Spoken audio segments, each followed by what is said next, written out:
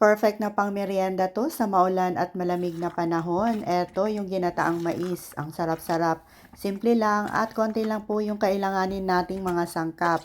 So unang-una dito sa isang pot, maglagay lang ng mga about 2 cups of water at saka isang latang coconut cream. So mga 400 ml po.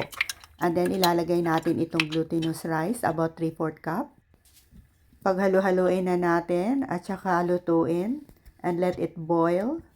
In a low medium heat lang po para hindi po masunog itong ating glutinous rice. So ipagpatuloy lang po ang pagluto. So siguro mga about 15 to 20 minutes. At saka idagdag na natin itong 1 cup of whole kernel corn. Ayan.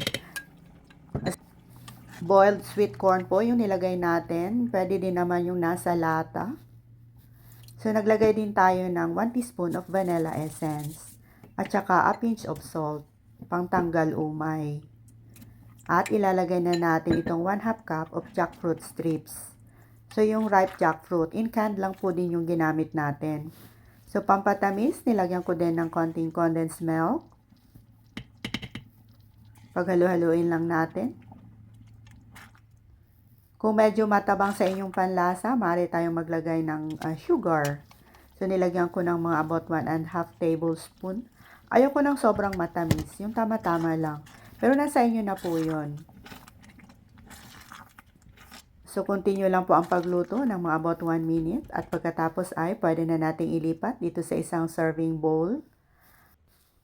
Ang tagal ko nang nag-crave nito, ngayon nakapagluto na talaga.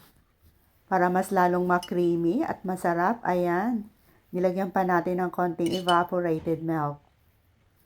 At pwede na nating pagsaluhan to. Tara, kain po tayo. I-try nyo na din to mga mamshay. Talagang napakasarap po.